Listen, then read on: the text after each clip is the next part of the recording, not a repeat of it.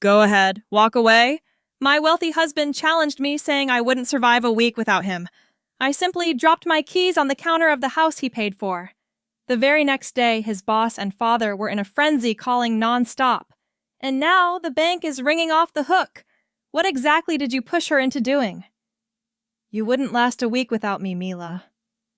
Ashton set down his crystal tumbler, the Macallan inside, catching the light from our chandelier. Without my money, my connections, my protection, you'd be nobody again. Just another pretty face, waiting tables, or answering phones. He straightened his Hermes tie, waiting for me to beg to cry, to promise I'd never leave. Instead, I reached into my Chanel bag and pulled out my keys. House Range Rover. I lined them up on our granite counter, each one clicking against the stone. You're right, I said. Let's find out. The color drained from his face as I walked toward the door, leaving everything he'd bought me behind. But that was 3 hours ago. Now I sat in the lobby of the Ritz-Carlton watching the security footage on my phone.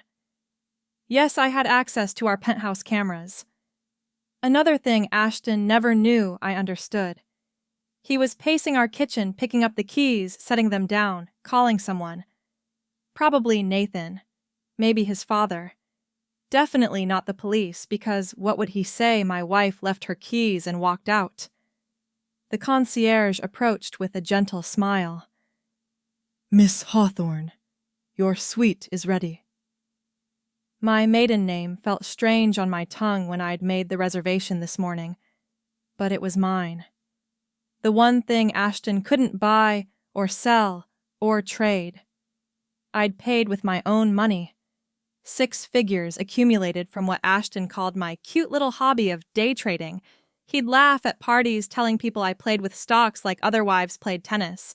Nobody knew I'd turned his initial allowance of $10,000 into enough to live on for years. The suite was smaller than our penthouse, but infinitely larger in possibility. I set down my single suitcase, the one I'd hidden at my gym months ago, slowly filling it with essentials every visit. Ashton monitored our credit cards but never questioned gym trips. After all, trophy wives needed to maintain their value. My phone buzzed. 17 missed calls already. I deleted his contact, watched his number become just digits on a screen. The first voicemail played accidentally when I tried to silence it. Mila, this is ridiculous. Come home. We'll talk about whatever upset you. His voice had that controlled quality, like he was handling a volatile investment instead of a wife. By the 5th message, the control was cracking. You can't just leave. Half of everything is in both our names. You need my signature too. I deleted them all. The morning felt like a different lifetime.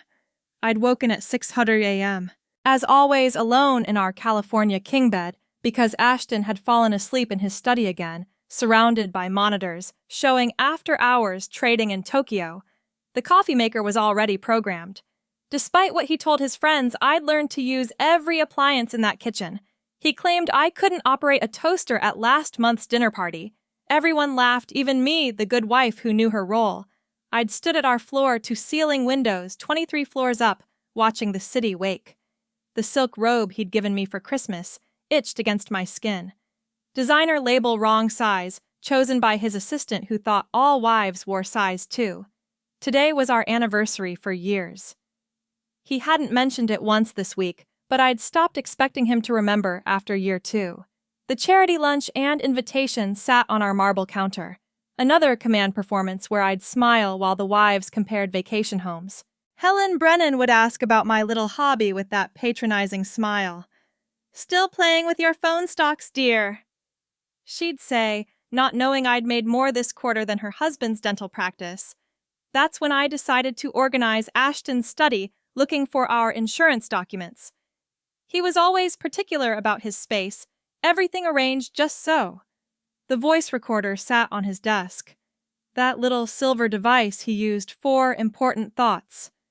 When I knocked it over, reaching for files, it clattered onto the marble floor and started playing. His voice filled the room mid-con conversation. She asked to see our investment statements yesterday. Laughter. I told her they were too complicated. Lots of numbers. He actually believed me. Nathan, I could get her to sign over her kidneys and she just asked what pen to use. My hands had trembled as I picked it up, saw the date. Last Tuesday, the day I'd brought him lunch at his office, surprising him with his favorite sushi. He'd seemed so pleased introducing me to his new analyst as the beautiful Mrs. Whitmore.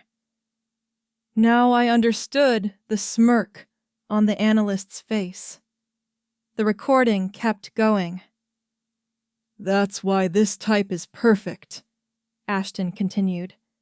Pretty enough for photos, dumb enough to control, grateful enough to stay quiet. My father taught me well. Marry beauty, rent intelligence. I'd placed the recorder back exactly where it had fallen, angled precisely how he'd left it. Then I'd found the insurance papers and something else. A folder marked prenuptial amendments, documents dated last month, adding clauses about abandonment, forfeit of assets if I left without just cause, already notarized with my signature forged, but expertly so. Standing in that study, surrounded by evidence of his success and my insignificance, something crystallized. He wasn't just dismissive or cruel. He was systematic. I was an investment, and he was already planning my depreciation. The Ritz suite had a view of our building. I could see our penthouse from here, lights blazing, as Ashton probably tore through his office, looking for signs of what I'd taken. He wouldn't find any. I'd only photographed documents, only copied files to clouds he didn't know existed. The real theft would come later, legally, through the 50% of everything he'd put in my name for tax benefits. My phone rang again this time. Richard Whitmore. Ashton's father calling personally. I let it ring, remembering how he'd introduced me at his last party. Ashton's wife. Pretty thing, isn't she? Like I was a coat or a watch, something to be appraised and approved. Margaret's text came through then. The secretary who'd served tea at every family gathering. Heard you left room 1247 when you're ready to talk. I have 40 years of information you need. I smiled, the first real smile in months. Ashton said I wouldn't last a week without him. But he'd never asked what I was doing all those hours he left me alone. Never wondered why his secretary knew my maiden name. Never imagined his trophy might have been taking notes. 7 days. That's all I needed to prove him wrong. After that, I'd take the rest of my life proving myself right. The keys I'd left weren't surrender. They were a declaration of war. And unlike Ashton, I'd already read all the terms and conditions. 3 weeks had passed since that night at the Ritz. I'd established a routine. Morning trades from my sweet afternoon walks through Central Park evenings, reviewing the documents Margaret had been feeding me in careful doses. Each file she shared revealed another layer of the Whitmore Empire's corruption. But today was different. Today was May 15th, our actual anniversary date. And despite everything I'd agreed to one dinner just to discuss the logistics Ashton had said on the phone, his voice carefully neutral. We need to be civilized about this. The salon on Fifth Avenue was the same one I'd used throughout our marriage, Celeste. My hairdresser worked her fingers through my hair with practiced precision. Special occasion, she asked, not recognizing the bitter irony in her question. Anniversary dinner, I said, watching my reflection transform into what Ashton preferred. Sleek, controlled, expensive-looking. For years, right? How wonderful. Where's he taking you? Lub Bernardine, his favorite, where the waiters knew his wine preferences, and the chef sent complimentary courses to his regular table. I'd made the reservation myself, knowing he'd forget otherwise. The confirmation email sat in my phone right next to the 17 legal documents my lawyer had prepared for tonight's real purpose. The dress had cost $8,000, more than most people's monthly salaries charged to the credit card he hadn't frozen yet. Dark blue, his favorite color on me, though he hadn't commented on my appearance in 6 months. I studied myself in the boutique mirror. Every inch the perfect wife he'd curated, except for the flash drive hidden in my clutch containing 40 gigabytes of evidence. My phone buzzed as I was leaving the salon. Slight change. Ashton's text read, "Nathan and Diana joining us. Need to discuss Singapore deal." Same time, of course. Our anniversary had become a business meeting. I sat in the back of the cab watching Manhattan blur past and typed back, "Perfect." He wouldn't catch the edge in that single word. Wouldn't notice it was the first time I hadn't added a heart emoji or "love you" to my response. 20 minutes later, another text. "Actually, father insists we come to the estate. He's having something catered." 8:30 p.m. The driver had already turned toward Midtown. Change of plans, I told him, giving Richard's address in Westchester. The irony wasn't lost on me. I was wearing a dress worth a small fortune to eat dinner at the house of a man who'd never bothered to learn my last name before it became Whitmore. Richard's estate sprawled across 12 acres of manicured perfection. The circular drive was full of cars. I recognized Nathan's Bentley, 2 other hedge fund partners' vehicles, even Graham Chen's new Tesla. This wasn't a change of plans. This was an ambush disguised as dinner. Patricia answered the door. Richard's third wife, younger than me at 28. Her smile held the kind of exhausted recognition I'd seen in mirrors lately. "Mila, you look stunning," she said, though her eyes said something else entirely. "Why did you come?" The foyer opened into the main sitting room, where Ashton held quart tumbler in hand, his third by the color in his cheeks. He glanced at me, taking in the dress, the hair, the effort, and turned back to his conversation without acknowledgement. Nathan waved. Diana sat apart, nursing a martini with the dedication of someone who'd rather be anywhere else. "The lovely Mila." Richard boomed, appearing from his study. He kissed my cheek, reeking of cigars and bourbon. "Though I hear you're being not so lovely lately. This separation nonsense. Bad for business." You understand, Margaret appeared with a tray of champagne. Her eyes met mine for a fraction of a second, enough for me to see she knew exactly what this was. As she handed me a glass, her fingers brushed mine. "Some anniversaries," she whispered, barely audible, "are about endings, not beginnings."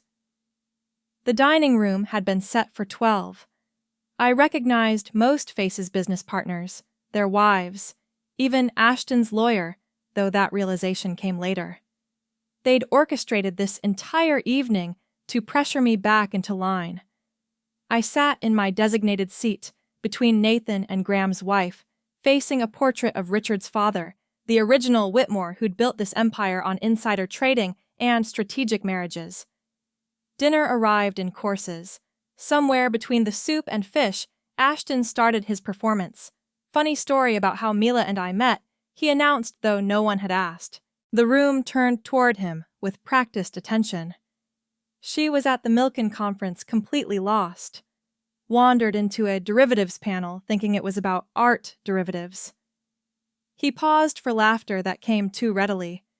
She asked if hedge funds were about landscaping investments. Literally thought we were discussing garden hedges. The story was fiction. I'd been at that conference presenting my graduate thesis on market manipulation in emerging economies, but that truth didn't fit his narrative of rescuing a beautiful fool. "Thank God for lost puppies," Nathan added, raising his glass. "They make the best pets." Diana's hand found mine, under the table, a gesture meant to comfort, but her pity felt worse than the insults. I squeezed back once, then excused myself. "Powder room," I murmured, though everyone knew women didn't powder anything anymore. Richard's study door stood partially open. His computer screen glowed forgotten in his rush to play host. I slipped inside, memorizing everything. The desk layout, the wall safe behind a terrible reproduction of Monet's Water Lies, the filing cabinet marked private. His password was written on a post-it note stuck to his monitor. Richard 3, number 1936. his birth year, and his favorite Shakespeare character. These men thought they were so clever. Through the window, I could see the dinner table, everyone laughing at something. Ashton was standing now, gesturing with his wine glass, playing the role of successful husband to perfection, while his actual wife stood in shadows, gathering intelligence. When I returned, the conversation had shifted to business. Singapore expansion leverage ratios, risk assessments. The wives sat silent ornamental while the men discussed millions like monopoly money. Then Nathan, drunk enough to be cruel, made his pronouncement. "You know what Ashton is. He's an empire builder. And Mila here, she's the trophy case. Beautiful, elegant, but ultimately just for display." The laughter that followed had an edge, like they all knew the joke cut deeper than intended. Ashton raised his glass. "Best investment I ever made. Great tax benefits, minimal maintenance, and she appreciates in value at all the right social events." Margaret was clearing plates, her movements deliberately slow. Our eyes met across the room, and in her gaze I saw 40 years of accumulated rage, 40 years of watching women like me be diminished, discarded, replaced. Her slight nod told me everything. She'd heard it all recorded. It all was ready when I was. Something inside me shifted, not broke, but crystallized, hard and clear as the diamond on my finger that suddenly felt like a shackle. I was ready to pick. The diamond on my finger caught the light as I walked out of Richard's estate that night, each facet throwing rainbows that felt like tiny promises of revenge. In the car, I pulled out a cheap flip phone from beneath the passenger seat, purchased with cash at a bodega where they didn't ask questions. My fingers typed out a simple message to the only number saved. "Tuesday, 2 p.m., Jade Garden, Chinatown." Margaret's reply came within minutes. "I'll bring tea." 3 days of waiting felt like 3 years. I maintained my routine at the Ritz-ordered room service, made small trades to keep my mind sharp. Ashton had stopped calling. His lawyer was handling everything now, sending formal letters about reconciliation in the interest of financial stability. Each letter went straight to my shredder, then to Patricia Kim, my new attorney who lived 2 hours away in Connecticut, where Ashton's connections meant nothing. Tuesday arrived gray and humid. The Jade Garden sat squeezed between a funeral home and a shop selling knockoff handbags, its windows fogged with decades of steam from dumpling baskets. No one from Ashton's world would ever find themselves here, which made it perfect. Margaret was already seated in the back corner, wearing a cardigan, despite the heat, looking like someone's grandmother who'd gotten lost on her way to church. But her eyes, those eyes held 40 years of carefully documented fury. "Mrs. Switmore," she began, and I cut her off. "Hawthorne. I'm using my maiden name now." She smiled, pushing a tin of butter cookies across the table. The tin looked ancient. Flowers painted on top, the kind your aunt might use for sewing supplies. Inside, wrapped in tissue paper, lay a lipstick tube. "Twist the bottom 3 times, then pull," she instructed. The lipstick was actually a flash drive, 16 GB of what Margaret called insurance. Started collecting in 1982. She said, voice barely above the restaurant's den, Richard's first wife, Elena. She knew something was wrong with the books, asked me to watch, to listen. Then she had her accident. Margaret's fingers made air quotes around the last word. "Single car, perfect weather, failed brakes." After that, I kept everything. Every memo, every call transcript I could access, every mistress paid off with company funds, every SEC filing that didn't match internal documents. The waiter brought tea and we fell silent until he left. Margaret poured with steady hands, though I noticed the slight tremor when she mentioned Elena. The second wife, Caroline, she lasted longer.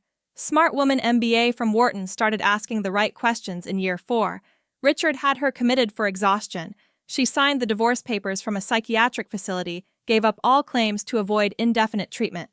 My tea went cold as Margaret outlined 2 decades of financial crimes, each one meticulously documented on that tiny drive. But she saved the worst for last. Your husband isn't just complicit. He's been grooming Nathan's wife, Diana. There's a paper trail flowers charged to Shell Company's hotel reservations that align with his supposed client meetings. He's planning to leave you, Mila. But first, he needs to destroy your credibility. That anniversary dinner, they were all witnesses to your unstable behavior. Walking out, leaving your keys, they'll paint it as a breakdown. The dumpling basket arrived, but neither of us touched it. I was thinking about Diana's hand squeezing mine at dinner, wondering if her sympathy was real or part of another game. That night, I sat in my hotel room with my laptop, the flash drive loaded, scrolling through Margaret's evidence. It was overwhelming. 40 years compressed into folders labeled by year, by crime, by victim. But I needed more. I needed Ashton's own records to corroborate everything. Patricia Kim answered my call on the second ring, despite it being nearly midnight. I need to create a company. I told her something that sounds like nothing. That could be anything. When tomorrow, that's a rush job. It'll cost. I'll pay triple. 2 hours north on I-95. Past the exits for Greenwich and Stamford, where Ashton's colleagues lived in their own marble prisons, Patricia's office occupied the second floor of a building that also housed a dentist and a tax preparer. No marble, no modern art, just diplomas on the wall and a coffee maker that had seen better decades. She'd already drawn up the papers. Phantom Rose Holdings, LLC, incorporated in Delaware, registered in Connecticut with a business address that led to a P.O. box that led to another LLC that led nowhere. The structure is completely legal, she explained, sliding documents across her desk, but complex enough that tracing it would take months of dedicated forensic accounting. By then, you'll have accomplished whatever you're planning. How do you know I'm planning something? Patricia leaned back, studying me. Because women who pay triple for Russian corporation don't do it for fun. They do it for survival. A week later, Ashton left for Singapore. 5 days of meetings about expansion into Asian markets, he'd said. Though I knew from Margaret's intelligence that he was really setting up accounts I'd never be able to touch. The housekeeper Maria seemed relieved when I told her to take the week off. Paid vacation, spring cleaning. I explained, I need to do this myself. Alone in our penthouse, I became someone else.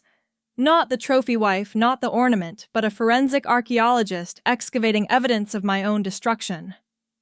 Ashton's office password was embarrassingly sentimental.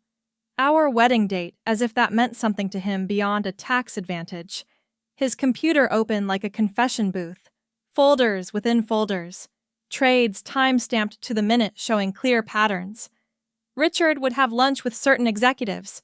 Within hours, Ashton would make trades in those companies. The pattern was so obvious once he knew to look for it. In his locked drawer, the one he thought I didn't know about, lay correspondence that made my stomach turn. Not just about Diana, but about me. Emails to Nathan discussing my mental fragility, suggestions that I might need professional intervention plans to have me evaluated by a psychiatrist. Richard knew one who testified in Caroline's commitment. My hands stayed steady as I photographed each page, uploaded each file to Phantom Rose Holdings' encrypted cloud storage.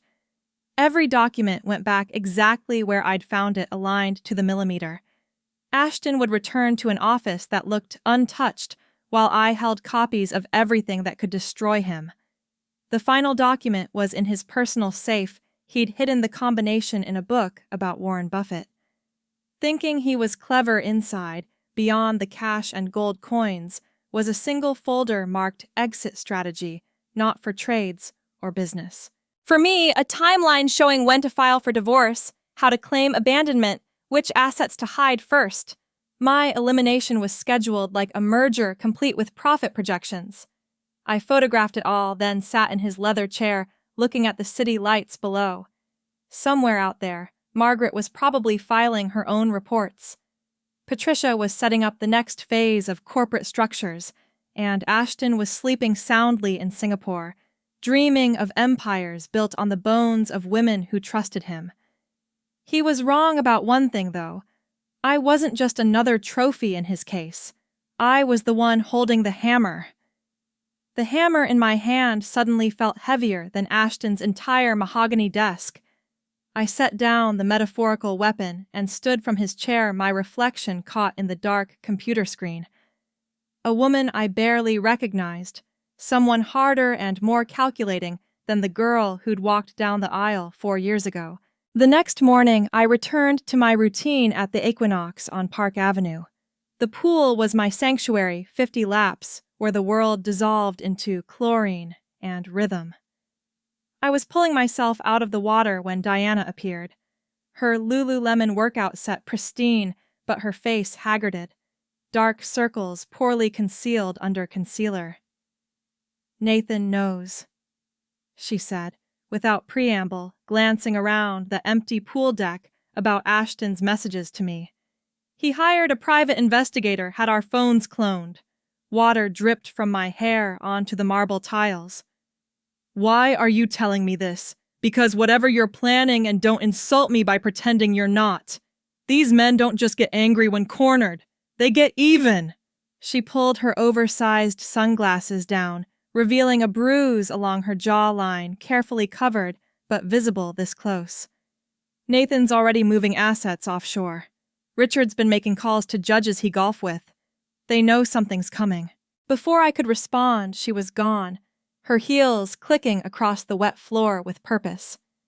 I sat there, chlorine burning my nose, wondering if she'd been sent to test me or warn me. With these people, kindness and cruelty often wore the same mask. That evening, Ashton came home carrying cowlilies, my least favorite flowers, though I'd mentioned it only once 3 years ago. He'd brought roses for every occasion since when he remembered occasions at all. The lilies meant something. They meant he was paying attention now. "Thought we could have dinner together," he said, setting them on the counter where my keys once lay. "Like we used to. We hadn't eaten together without others present in 6 months." I watched him pour wine, the good Bordeaux he usually saved for clients, and arranged cheese on a plate with unusual care. His hands, normally so steady when signing million-dollar traits, showed the slightest tremor. "I've been thinking," he said, settling across from me at our dining table that seats 12 but had never hosted a family meal. "We should take a vacation. Just us. Maybe that place in Montana with no cell service. Remember how you loved the mountains? I'd mentioned loving mountains once on our honeymoon, while he'd spent the entire trip on conference calls. The fact he remembered felt like a trap, spring-loaded with teeth. When I asked, cutting a piece of manchego with surgical precision. Next week or sooner, tomorrow even. His eagerness betrayed him.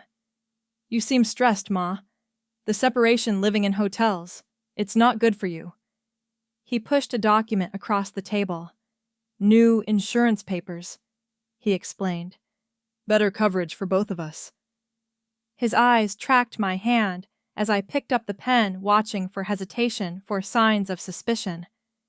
Under the table, my phone captured every page. Patricia Kim's app, running silently, storing images in Phantom Rose's encrypted cloud. "You trust me, don't you?" His question hung between us like a chandelier about to fall. "Completely." I lied, signing my name with the same hand that had documented his plans to destroy me.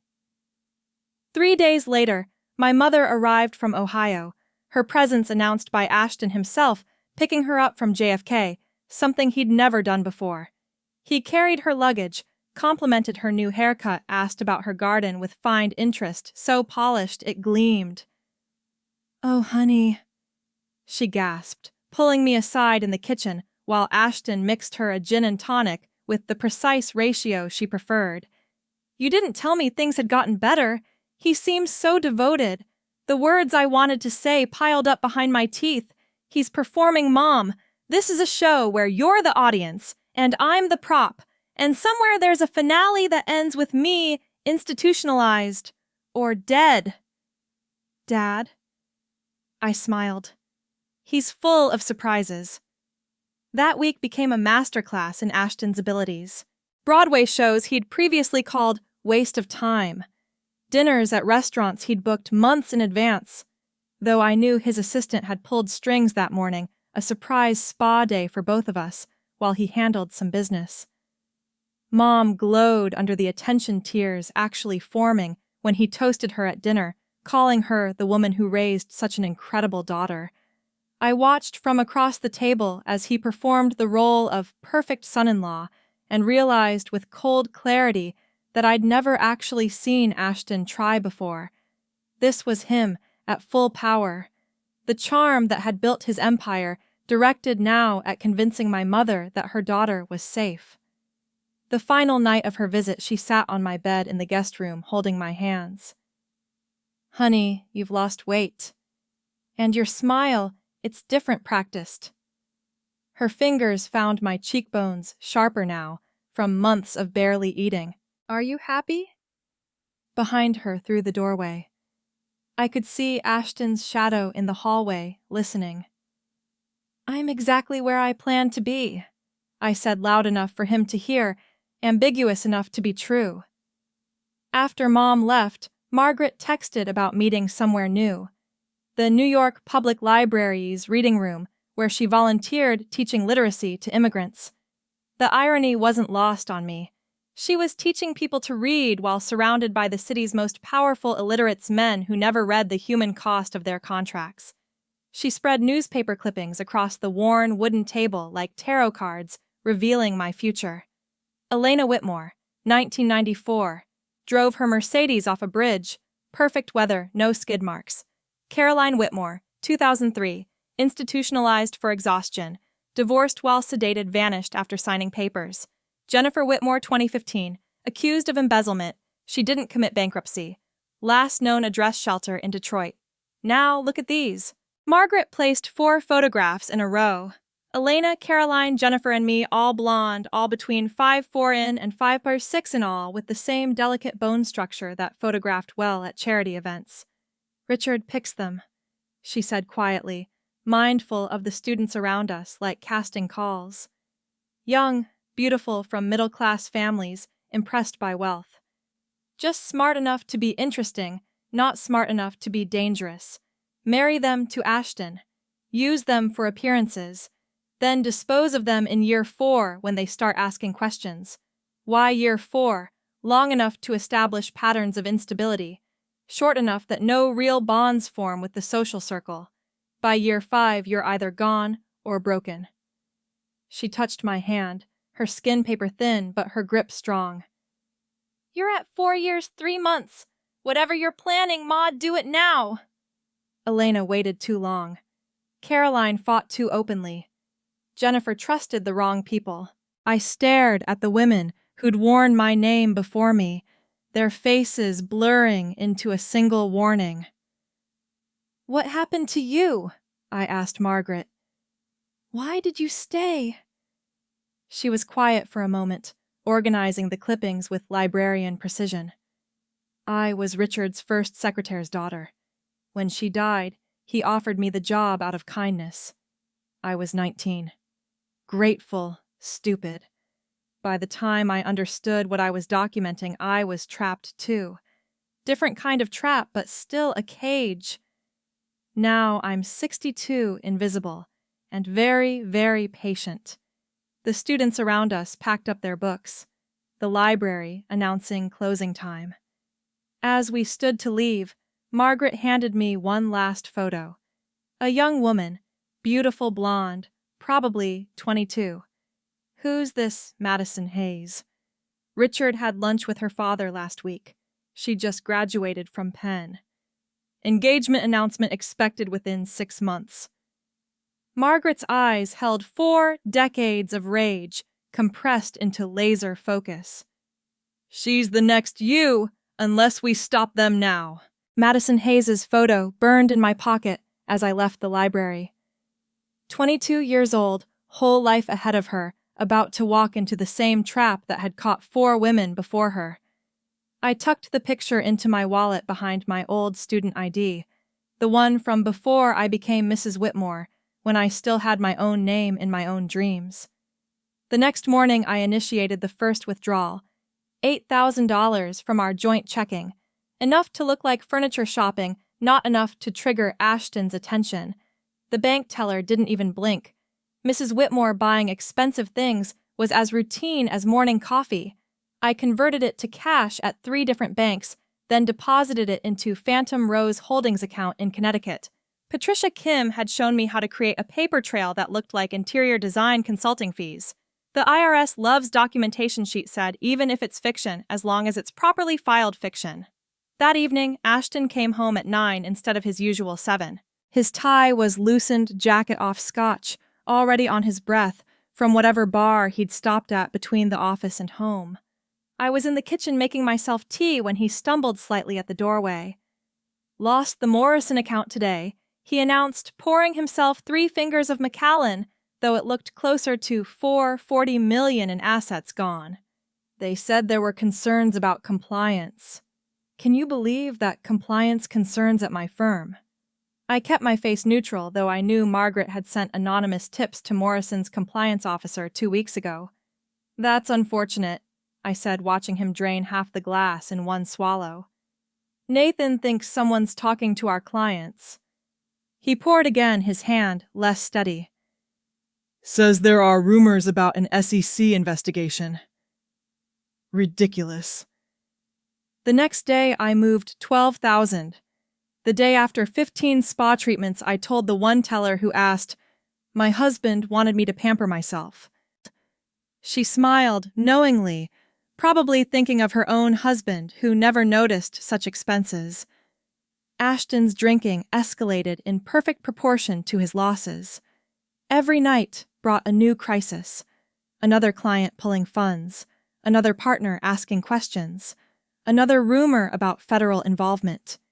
He'd stand in his study, calls on speaker while he paced and drank, signing whatever I brought him without reading, power of attorney adjustments, insurance modifications, trust amendments.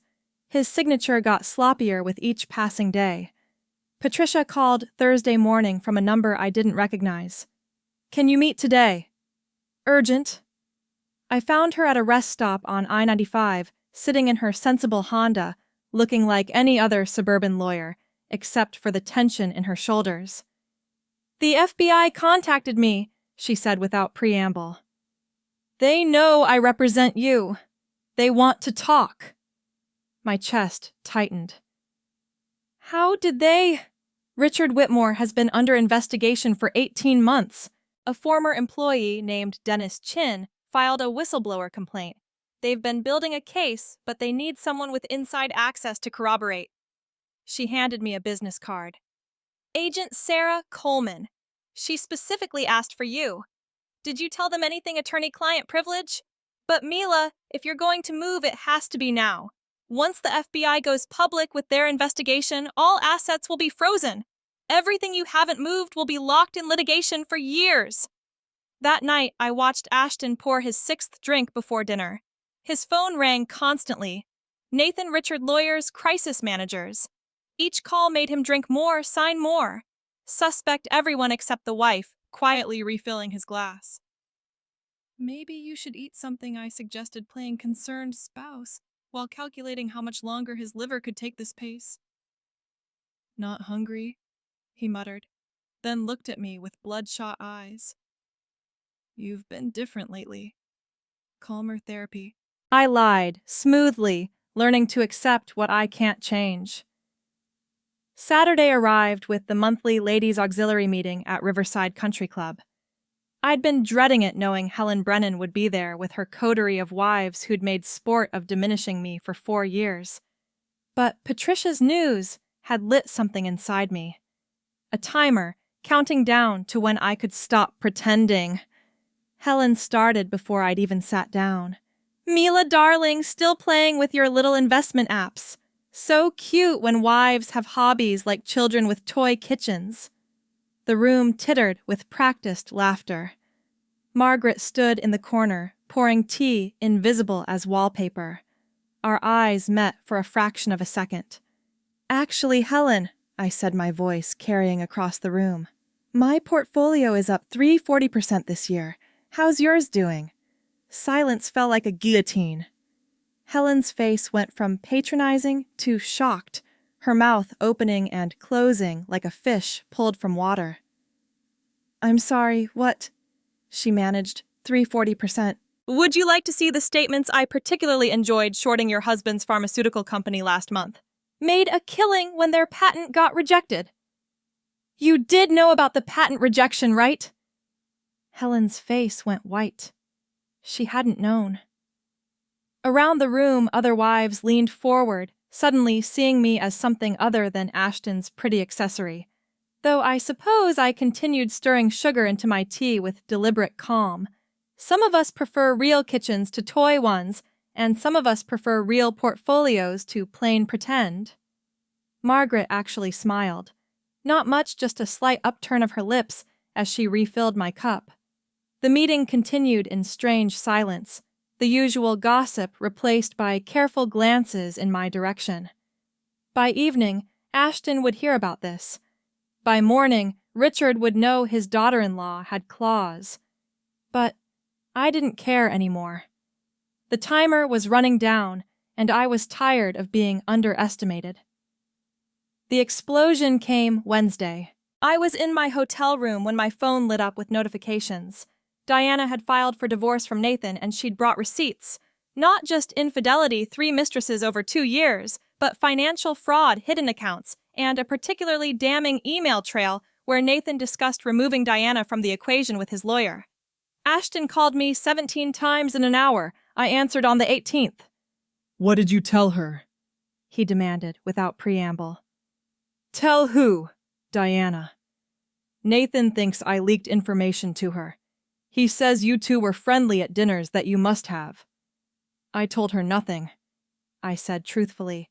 Diana had found her own evidence, fought her own war. We were parallel soldiers who'd never compared notes. Through the phone, I could hear something crash in his office. "He's pulling out of the fund. 20 years of partnership gone. He says I betrayed him for a woman." His laugh was bitter, broken. "Wasn't even interested in Diana. He's too old, too smart. I was just keeping options open."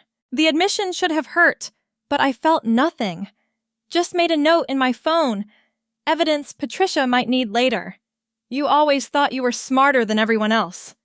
I heard Nathan screaming in the background. "Well, congratulations! You've destroyed us both!" The line went dead. Ashton didn't call back, but Margaret texted an hour later.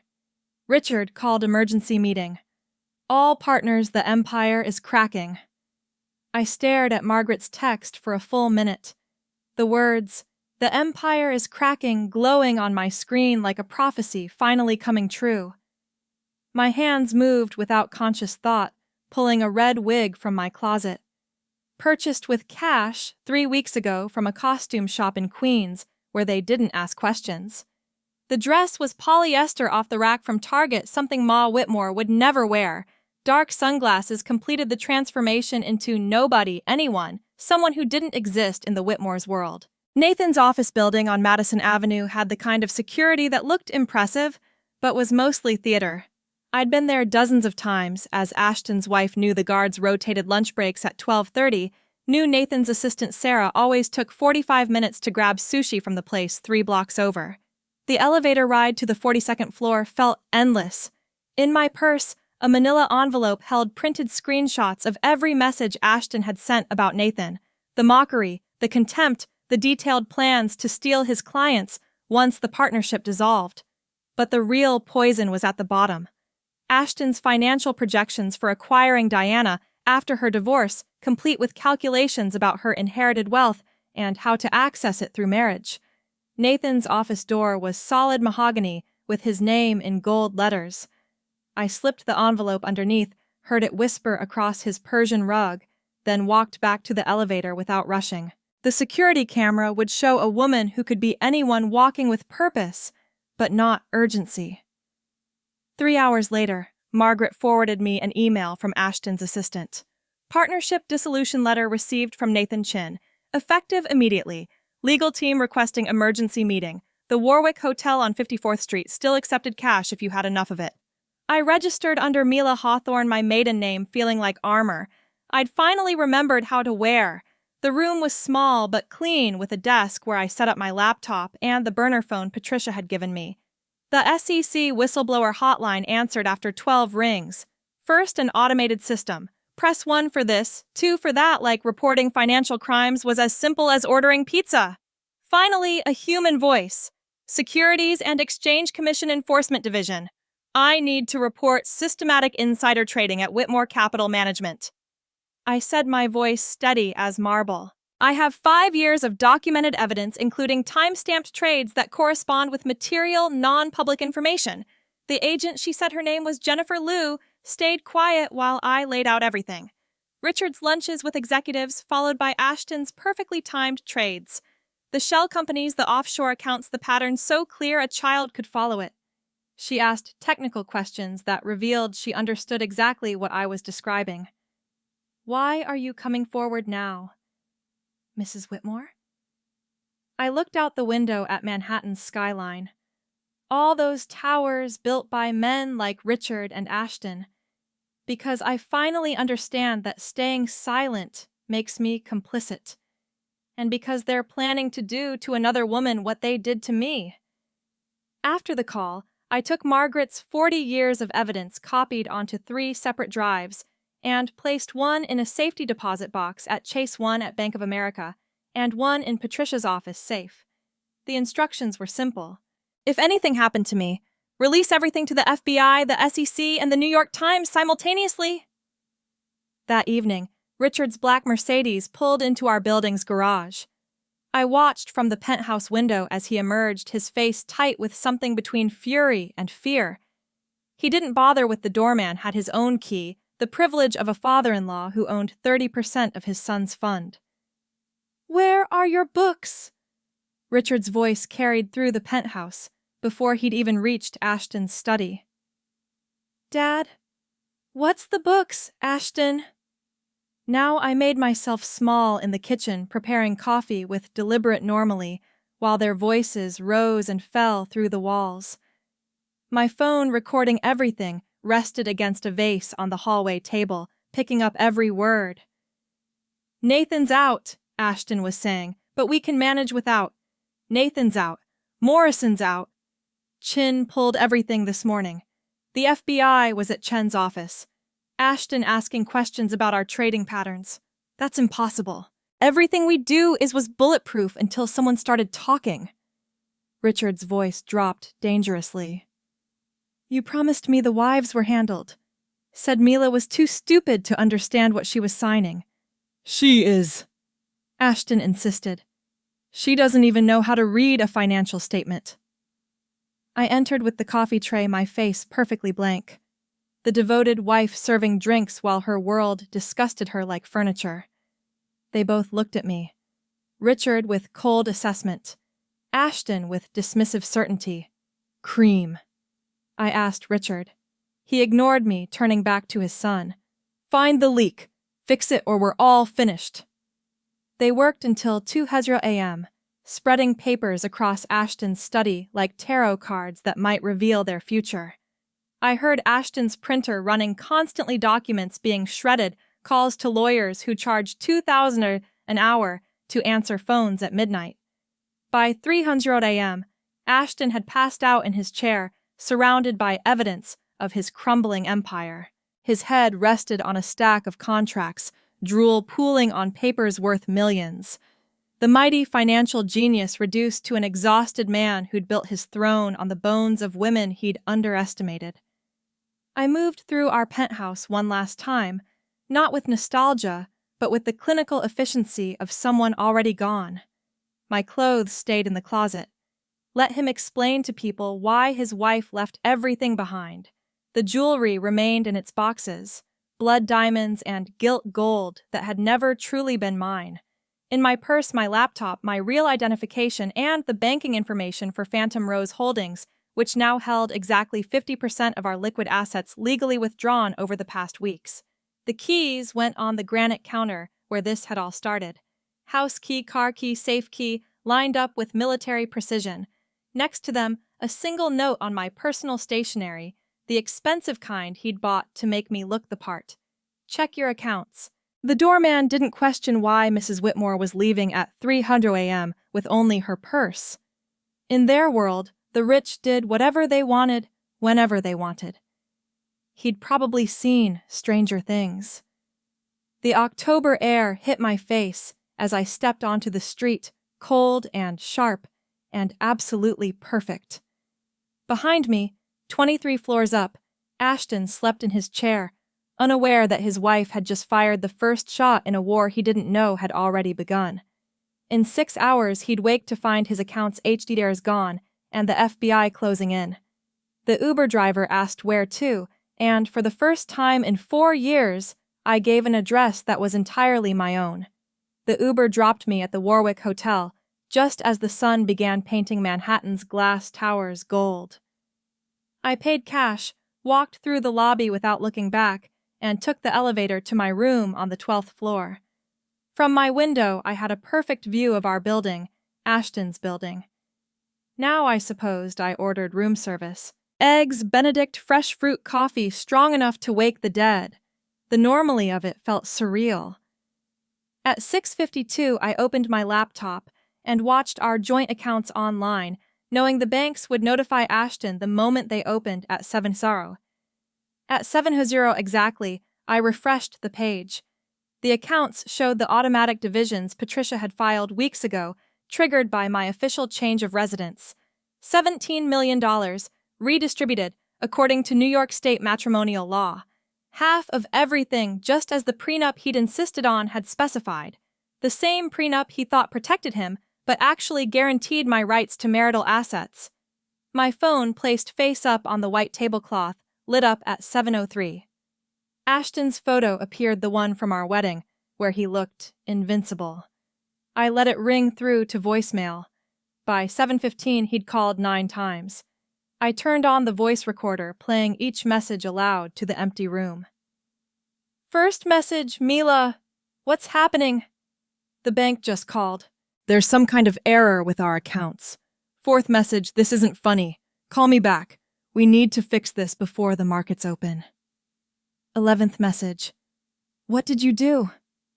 What did you do? 19th message, please. Whatever you think you're accomplishing, we can work this out. You don't understand the position you're putting me in. 28th message. The margin calls are hitting. I can't cover them without those funds. You're destroying everything we built. 35th message. Mila, please. They're freezing everything. The FBI is here. God, please answer. By noon, his voice had devolved from commanding to begging. The 47th call came through as I was finishing my second cup of coffee. This time, I recognized the number. His lawyer, not him. Mrs. Whitmore. This is James Callerman. Your husband has retained me to discuss the irregular movement of marital assets. We need to... I hung up and blocked the number. Then I called Patricia. They're panicking, she said, and I could hear the smile in her voice. Everything we did was completely legal. Those assets were jointly owned. You had full withdrawal rights, and we followed the letter of the law. He can contest it, but it'll take months. And by then, he'll have bigger problems. That evening, I was eating dinner in my room. A perfect piece of salmon I could actually taste now that my appetite had returned when my phone buzzed with a news alert. I turned on the television, flipping to CNN. The footage was beautiful in its brutality. Richard Whitmore, the man who'd built an empire on other people's losses, being led from his Westchester mansion in handcuffs. His silver hair was disheveled, his usual armor of expensive suits replaced with a wrinkled shirt. FBI agents carried boxes of evidence past the cameras, each one containing Margaret's 40 years of patient documentation. Federal authorities arrested hedge fund mogul Richard Whitmore this morning, the reporter announced, following a years-long investigation into insider trading, tax evasion, and wire fraud. Sources indicate multiple whistleblowers provided crucial evidence, including detailed records spanning 4 decades. My phone lit up with a text from Margaret, just a champagne bottle emoji. Margaret, who'd never sent an emoji in her life, who'd served these men coffee while documenting their crimes, had finally seen justice arrive at Richard Whitmore's door. 3 weeks passed in strange peace. I met with FBI agents, provided testimony, watched the news coverage from my hotel room as the empire crumbled in real time. Nathan fled to Switzerland. Graham Chin pled guilty, immediately hoping for leniency. Other partners turned state's evidence racing to sell each other out for reduced sentences. Then, on a Thursday evening, Ashton found me. I was sitting at the Ritz-Carlton bar, drinking champagne I'd bought with my own money. Money earned from trades I'd made while he thought I was playing with cute apps. He looked like a ghost wearing an expensive suit, unshaven, hollow-eyed. His Tom Ford jacket wrinkled like he'd slept in it. You destroyed everything he said without preamble, standing too close, whiskey on his breath. At 6:00 p.m., I turned on my bar stool, met his bloodshot eyes directly. I revealed everything. There's a difference. We had a life. You had a life. I had a role in your performance. I took a sip of champagne, letting the bubbles settle before continuing. You said I wouldn't survive a week without you. It's been 21 days, and you're the one who looks like he's drowning. He reached for my wrist, his fingers closing on air as I pulled away. You don't understand what you've done. My father's facing 20 years. The fund is gone. Everything is exactly what you built it to be, a house of cards. I just stopped holding my breath. His face contorted anger, replacing desperation. He raised his voice, drawing stares from other patrons. You stupid sir. The bartender, a woman about Margaret's age, stepped forward. I'm going to have to ask you to leave. Do you know who I am? Ashton demanded. Someone who's disturbing our guests, she replied calmly. Security arrived within minutes. 2 men who guided Ashton out with professional efficiency while he shouted about lawyers and lawsuits. The bartender returned to her station, polished a glass, and set another champagne flute in front of me. On the house, she said. That was long overdue. 2 days later, Diana and I were called to testify on the same day, though we'd never coordinated. She looked stronger than I'd ever seen her, no longer the wilting flower at dinner parties. We sat in the courthouse hallway, not speaking, but understanding everything. Margaret's testimony came last, and lasted 3 days. She brought receipts for everything, every bribe, every threat, every woman they destroyed. She spoke about Elena's accident, Caroline's institutionalization, Jennifer's manufactured bankruptcy. She presented 4 decades of evidence with the precision of someone who'd been preparing for this moment her entire life. Why did you keep all of this? The prosecutor asked. Margaret adjusted her glasses, looked directly at Richard where he sat at the defendant's table. Because I knew that someday someone would be brave enough to use it. Someone like Mrs. Hawthorne. The prosecutor looked confused. You mean Mrs. Whitmore? No, Margaret said firmly. I mean Miss Hawthorne. She took back her name. She took back everything. That night, Patricia called with news. The prosecutor says Margaret's evidence alone guarantees convictions. Richard will never see freedom again. Ashton's looking at 15 to 20. I stood at my hotel window looking out at the city lights. All those towers that would keep standing long after the Whitmore empire had turned to dust. The towers looked smaller from Patricia's office window. Or maybe I was just seeing them differently now. She slid the final divorce decree across her desk. A document that weighed nothing but changed everything. The judge's ruling came through this morning, she said, unable to hide her satisfaction. The house, 60% of remaining liquid assets plus your separate property, remains untouched.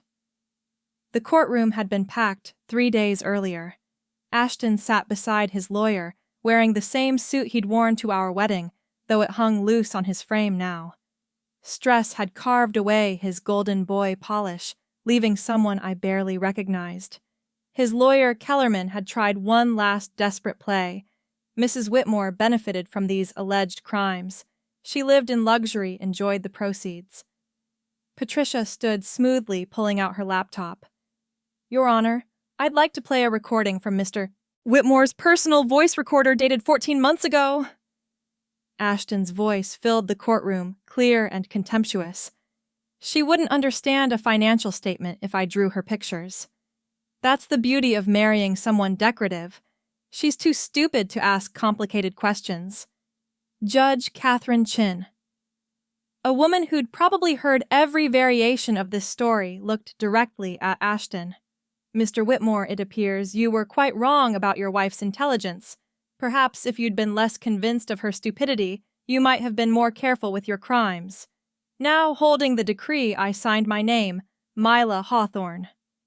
On every line Patricia indicated, each signature felt like reclaiming a piece of myself I'd forgotten existed. The whistleblower reward should clear next week, Patricia added. Between yours and Margaret's, you'll have more than enough for your plans.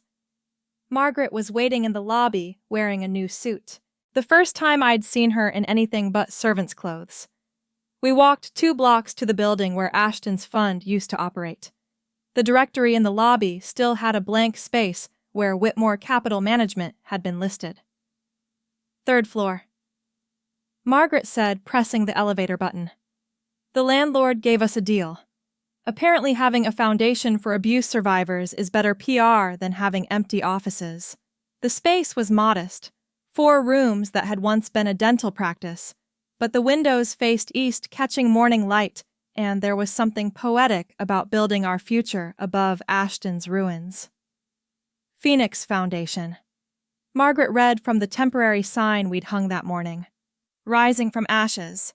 Our first client arrived that afternoon, Jennifer Chin, wife of a pharmaceutical executive who'd been doctoring clinical trial data. She clutched a folder of documents like a life preserver. My husband says I'm paranoid, she whispered, looking between Margaret and me. Says I wouldn't understand the science anyway.